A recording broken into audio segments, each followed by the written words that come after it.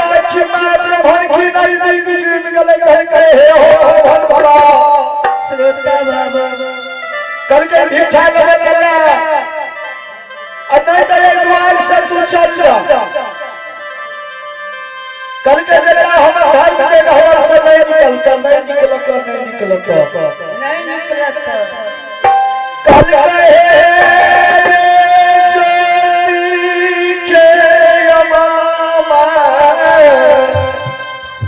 कल के हाँ कल के एक बेर ज्योति से भेंट करा दे मैं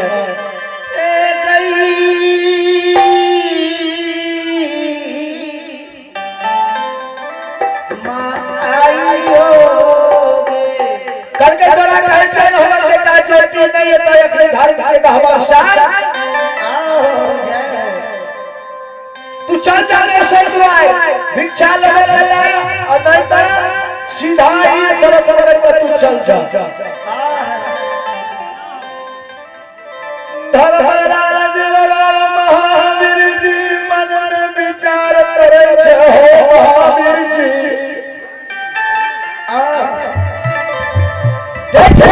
ज्योति की माँ की गौरव गुमान श्रोता बाबू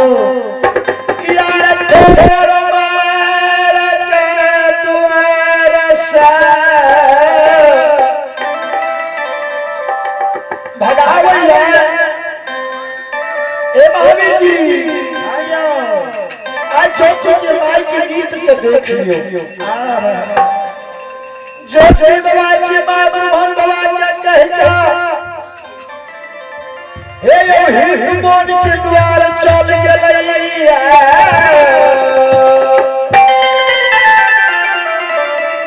कथी लगे लियो कथी नहीं लो हे हित मन के बालक शब्द बना ले ए बाबा बाबा के ढपा चप्पा मार के द्वार से भगावे के लिए हे यो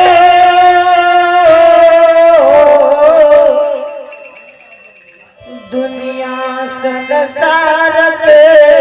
रीति रिवाज जानला भगवान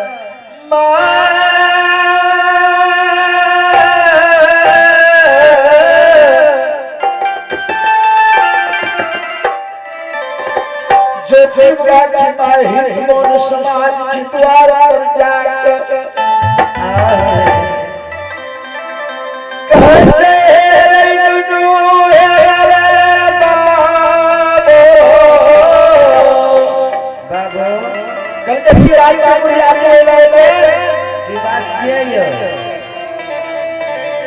कल करू बेटा जो कोई हमारे आधार के कहवर में बहुत चरबर मिठाई चढ़ल गया कल करू तोरा सब क्या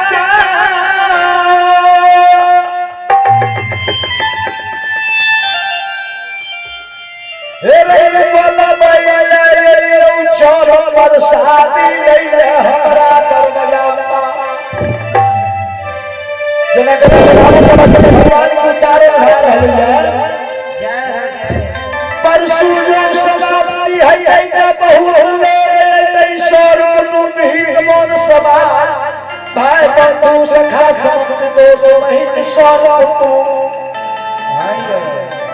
वही समाज ज्योति बाबा के समाज के द्वार पर जाकर बालक सब कहै चले बेटा ज्योति मिठाई चढ़ गई बालक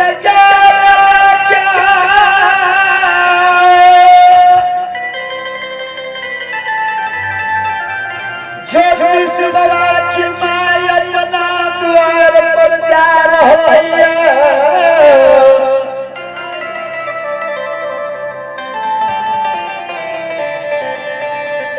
ये हो दरबार मारने चलिए दिल काई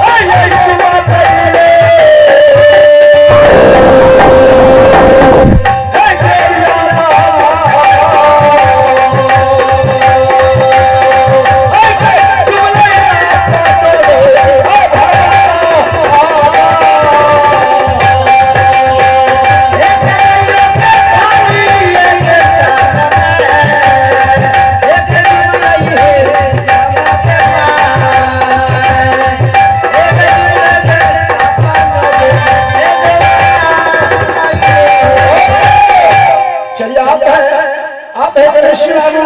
जक्करता, आप है गणेश बाबू जक्करता। इन भगवान की दरबार में बड़ी दान की साथ शानदार 201 दान भेजे हैं, शानदार 201 दान भेजे हैं। जय राम श्रद्धालु धर्म किस्मत परिवार की जो है तो हर महिमा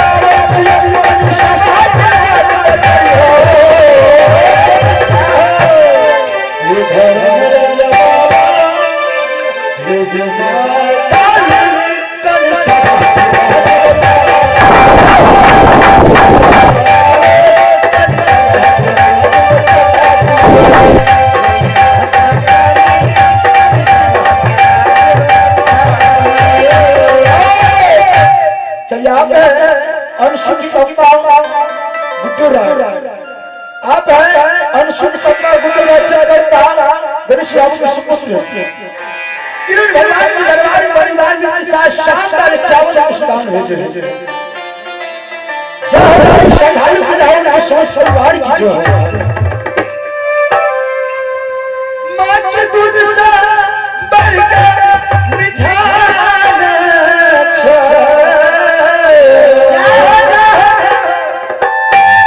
मां के दूध सा बढ़कर मिठान मां के आंचल से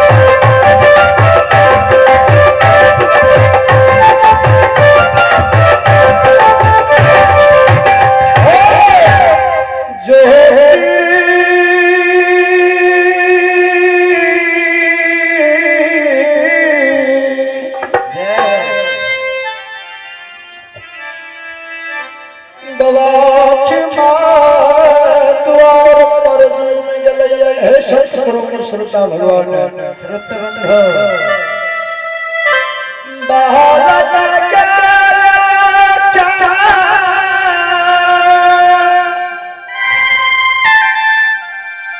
कल रे दुनुई दुनो बुढ़े बालक बाबाजी के जे देखै छी आई दुनो काका रे द्वार सा को नहीं भगा दहे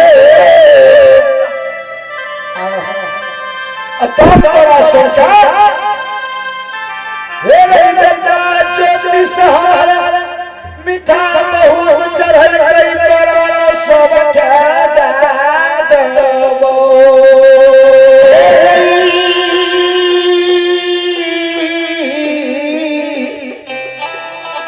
बाबू रे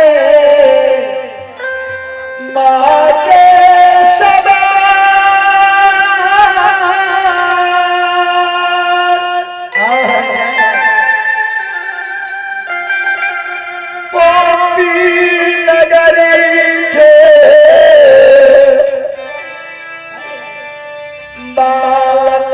सुनल के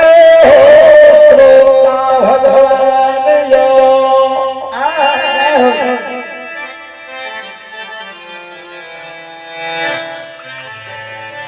कनक छे छे नाम आई ब्राह्मण के हम द्वार से भगावे छिए के नाम भगावे श्रोता भगवान के नाम भगवैया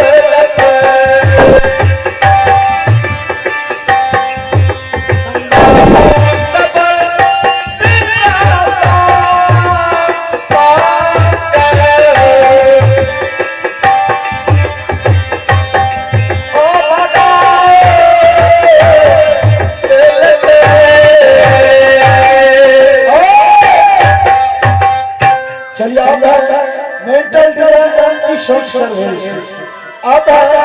मेंटल डिजाइन साउंड सर्विस में भगवान के दरबार में बड़ी उदारता के साथ शानदार इक्यावन अनुष्ठान हुए जय हे दाई श्रद्धालु की जय हो समस्त परिवार की जय हो दाने का मनसा पुराना होगा अपनी शरण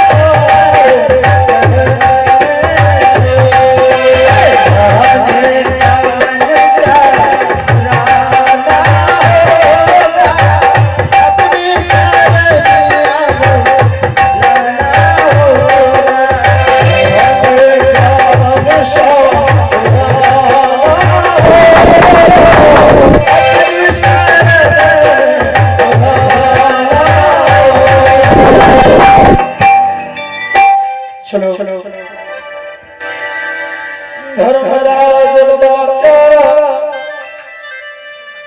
विप्र का धपा चपा मार का द्वार सा बालक सब चाहना तारिया ब्रह्मणवा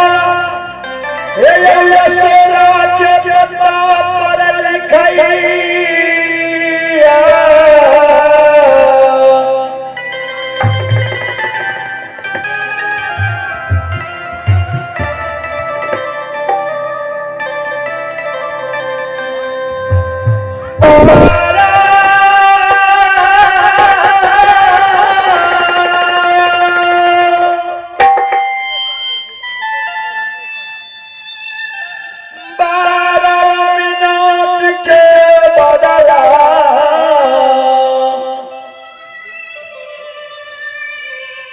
बारह बरस बिना यौन बिना जल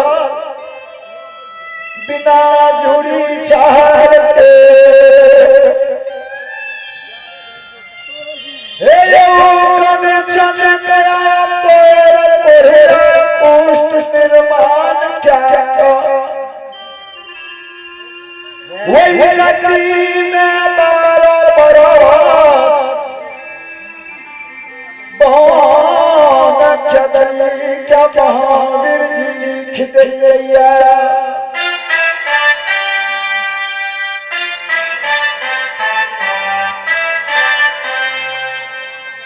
भक्तराज जयंती क्या महावीर जी धर्म के गहवाई में अग्नि के बांध जा दिया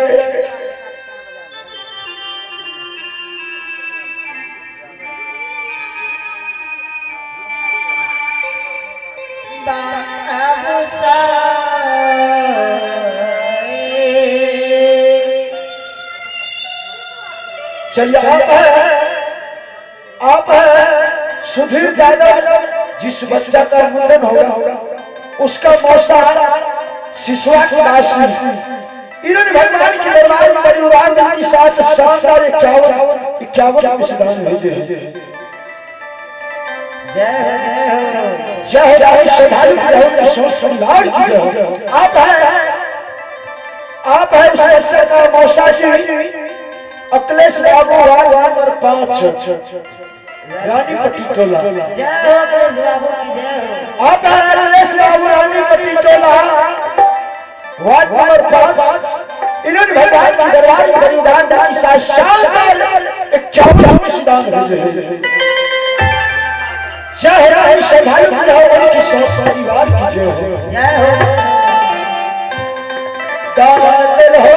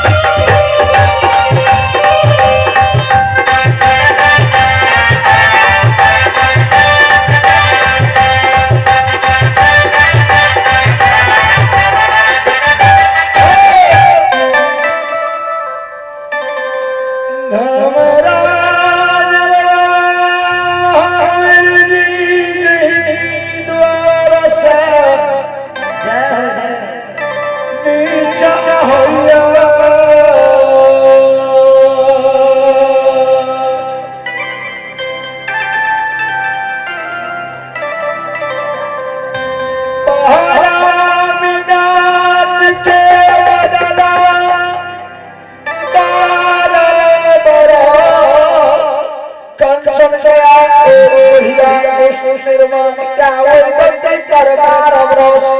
बिना नीति बिना नारी बिना जुड़ी छाड़ के 12 वर्ष चदली कही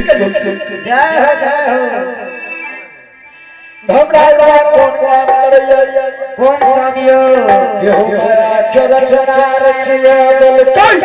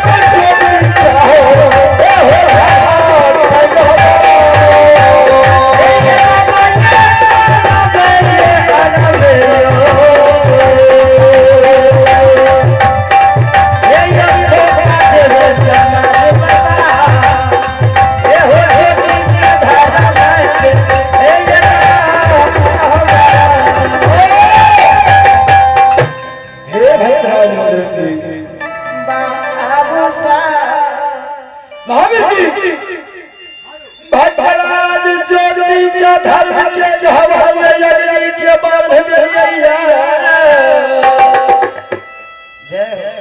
चलू जहना द्वार से नीचा है और में फोफो भद्राज ज्योति के घर की कहवा में निकलते जहरी द्वार से नीचा होई भगवान बाबा हो ज्योति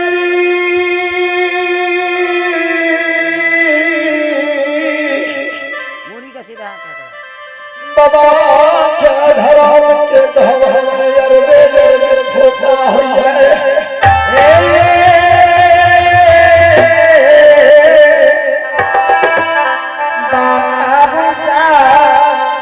ज्योतिर्मा धर्म के लोहारा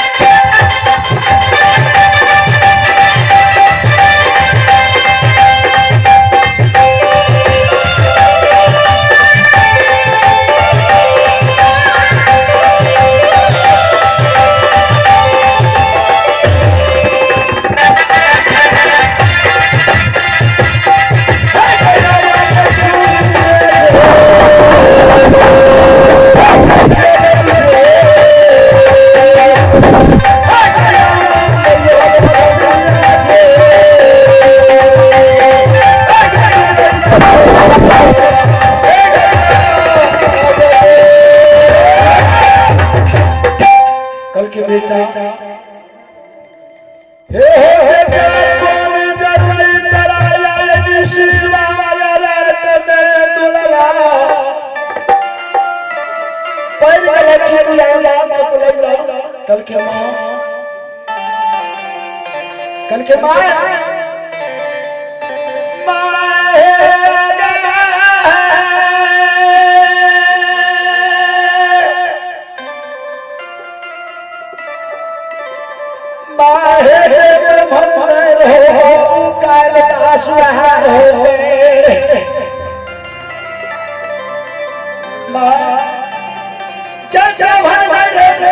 बाबू कालिदास देखी कते की दूर के ले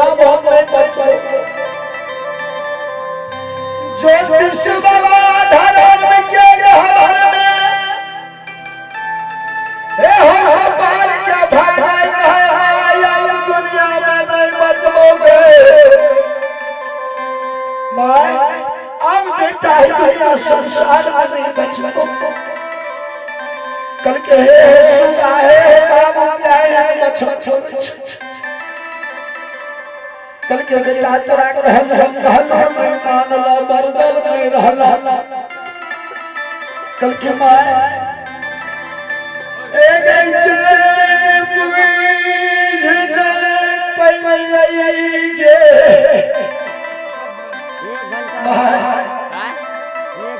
माया जीव प्राण हमर बेकल भाग हले देखी कतक मित्र बात छै द्वार पर छै कि चल गई बात मित्र बात के खोज के ना जल्दी सुनाया हम प्राण छोड़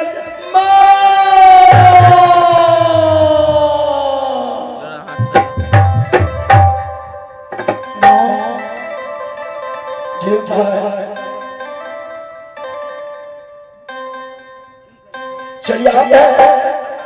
आप अमित बाबू इन्होंने भगवान के दरबार में बड़ी उदाहरण के साथ शानदार 51 सिद्धांत भेजे हैं और आपका मेंटल एमटी सॉन्ग है।